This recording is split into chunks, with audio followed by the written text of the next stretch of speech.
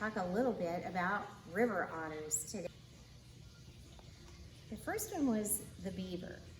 And so after the beaver came the river otter. And they both have really nice pelts. And that's why they were trapped here. But over time they were over-trapped and their numbers started to go down. The other reason their numbers started to go down was habitat degradation. So degradation means it isn't as good as it used to be. So their area was degraded. River otters need very clean water. They need wetland habitat close by. And both of those things were not so good many years ago. So waters became polluted, we drained a lot of wetlands, and that was their home. So their numbers went down. Well, that was pretty sad because they were an important part of Indiana for many years. So in 1921, river otters were given protected status in Indiana, which means they couldn't be hunted anymore. But by 1942, they were totally gone from Indiana. And we have a special word for that, and that is extirpated. So it wasn't extinct because it was still found in other parts of our country, but it was gone from Indiana. So in 1942, river otters became extirpated. We come forward in history. In the 1970s, we had something called the Clean Water Act, which forced us to clean our waters up a little bit. And we also had some programs that helped start restoring those wetlands back. When that happened, our wildlife biologists here in Indiana thought, I wonder if river otters would like to live here again. So they came up with a reintroduction program to bring river otters back to Indiana. So the first thing they had to do was they had to find some river otters. So where do you think they had to go to find an otter? Think of a very wet state in our country, and it's very far south. Any guesses? So to find river otters, we had to go to Louisiana, and there were still river otters there. We hired some trappers, and they trapped some river otters to bring them back to Indiana. The first thing they did was they had to go to school. So what kind of school do you think a river otter had to go to? And it's not otter school. River otters were taken to Purdue University. The reason they went there is Purdue has a veterinary school, and they donated all the time and equipment needed to give all those otters a physical, and they fixed anything that was wrong with them to make sure that they had the best chance of surviving here in Indiana. They even did root canals on some. So once they got past their physicals and some healing at Purdue, they were taken to different sites around the state. The first release was in 1995 at Muscatatuck Wildlife Refuge. They did pretty well there. So they decided to do a second year. The second year was up here in northern Indiana. One of the releases was at Tippecanoe River State Park, but there was a second secret release. The secret release was right here in Kosciuszko County on private property that had the Tippecanoe River run through it. So there were two releases that year. Over the next few years, they were released in other parts of the state, and they were studied to see if they were doing well. And they have done really well here. Otters have done really well after the reintroduction program. So well that we now have a trapping season back on them. When we first brought them to Indiana, they were on our endangered species list. But after 10 short years, in 2005, they were taken off the endangered species list because they had done so well. And now, as I said, there's a trapping season on them. So what's so special about a river otter? Well, let's read the otter and see what we can tell about why it behaves like it does in water and why it's a good sign for our water quality. So the first thing I want you to do, I'm going to have you do a little research. The first thing I want you to do is just look at its body and note how long that tail is. Why don't you see if you can do some research on why that tail is so long and how the river otter uses it.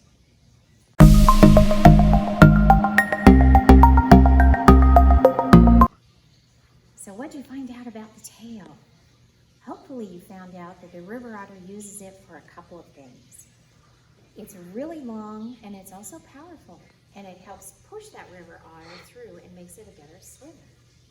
It also acts a little bit like a rudder, and it helps that river otter change direction when it's swimming in the river. Okay, we know about the tail. Let's look up here at its head now. It has tiny, tiny little ears.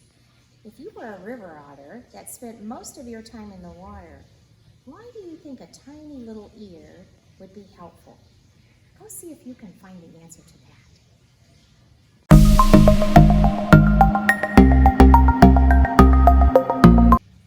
So, hopefully you found that tiny ears help for an animal that's in the water, so water doesn't get into his ears. It spends a lot of time in the water. In fact, most of the time is in the water. If you have tiny little ears, you can't get water in so easily. And although you can't see it, inside of that ear is a little flap that closes when he goes underwater to give his ears extra protection. Okay, now let's look at his nose. Do you think it looks funny? See what you can find out about a river otter's nose.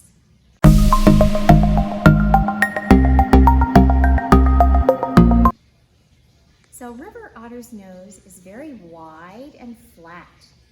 See how wide it is? It has a lot of surface area and allows it to be a really good smeller. So when it's hunting for its food, it can use its nose to help hunt down its prey. Okay, next, let's look at these big, long whiskers. River otters have very long whiskers for its body.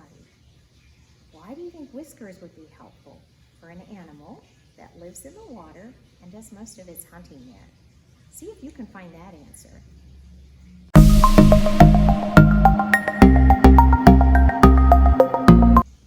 So river otters have very long whiskers, and they are used to help them hunt.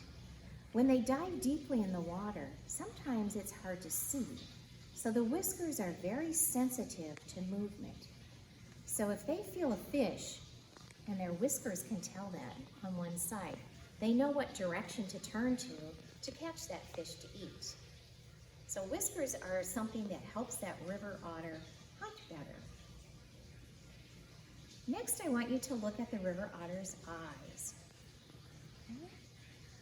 So see what you can find out about the river otter's eyes.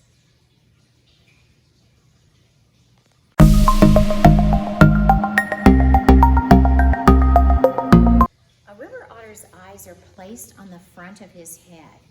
When you see eyes on the front of an animal, that often tells us that's an animal that has to hunt for food. And a river otter does have to hunt for food. If I have eyes clear out on the side of my head, that usually means I'm a grazer. So think of a deer. What does a deer look like? It has eyes way on the side, so that when it bends down to eat, it has really good vision around to the side, so they can look for other things coming. But an animal that has to hunt for its food have eyes placed on the front of its head. So look in a mirror. Where are your eyes placed? They're on the front of your head. So you're actually designed to be a hunter. So the last feature I want you to look at, and I'm going to pick the otter up, and he's going to look kind of stiff, but I want you to look at his feet. If you can zero in on that.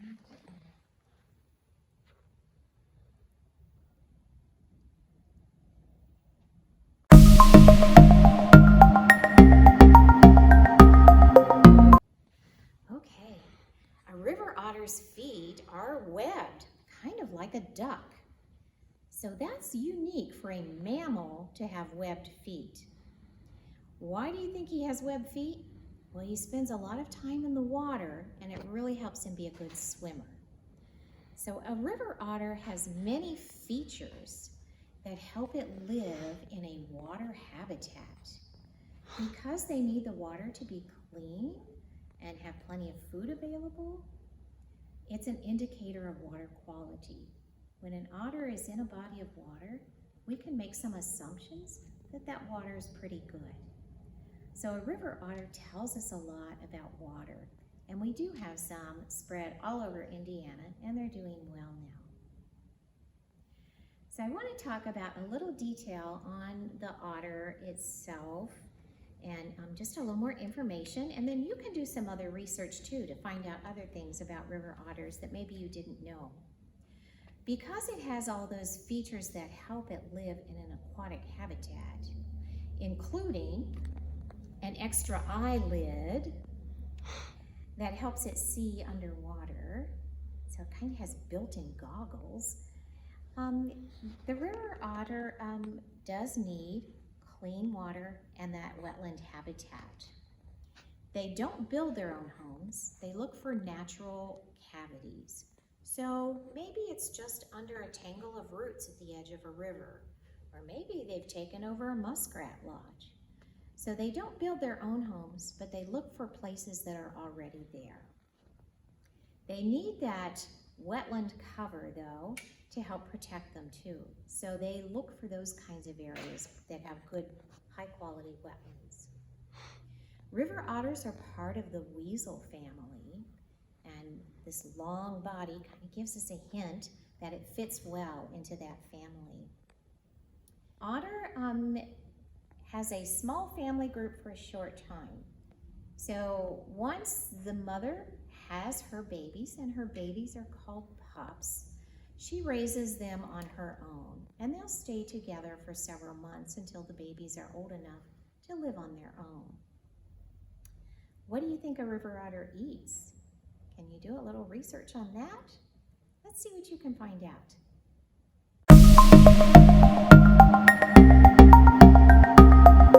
River otters eat several things, but almost everything they eat comes out of the water. So I gave you a hint before that river otters like to eat fish, and they do. That's their favorite food. But sometimes they eat other things. They also like to eat frogs that they find in the water. They also like to eat freshwater mussels. They'll eat crayfish, or they might even eat insects that live in the water. So almost all of their food comes out of the water, which explains why they spend so much time there. They don't really have many predators that come after them. When we brought them back to Indiana, we did lose about 10%. I am so sorry. When we brought river otters to Indiana, we lost about 10% of those reintroduction animals. They really don't have any predators other than us. Most of those losses of river otters were due to being hit on the road. So they were traveling some distances, and we had found some that got hit by cars and trucks. Another was they were getting accidentally trapped in beaver traps. So if you find a river otter, then you need to turn it into a conservation officer, and they'll take care of it from there, because they are still protected somewhat in Indiana. Now I did bring a relative of the river otter just to show you a little comparison and contrast. It's also in the weasel family, but it has some different features. So let's look at this guy.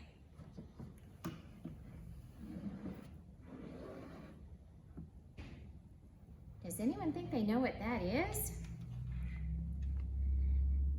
That is a mink, and minks are somewhat aquatic. They like to live by the water, but they don't live in the water as much as the river otter does. So can you see some similarities between the two?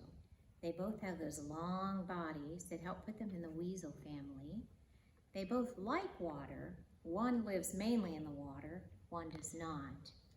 So the mink does like lots of wetland areas too, so they live in similar places. It doesn't hunt in the water so much for food as it does on land. So it eats things like small rodents. It might catch a small duck on the water if it's lucky, but it hunts mostly on land instead of in the water. So they live, both of them, about 8 to 10 years, and they live in similar places. But they're two different animals with some different features to help them live in those different places. Minks are pretty good hunters. Otters are very chill, they are not very aggressive, and they spend most of their time playing. Minks are pretty good hunters. They're pretty vicious. They like to hunt a lot. So this mink was actually caught in a trap because it was eating lots of ducks that were in captivity. So now it gets to go to schools a lot, just to show you it's a cousin of the river otter, but it has features of its own. So I hope you enjoy this discussion about our river otters. They're really incredible creatures. They had a lot of trouble here in the past, but they're doing really well now. And they're really good indicators of water quality. So if we're studying about the water, studying about river otters is a really important thing to study.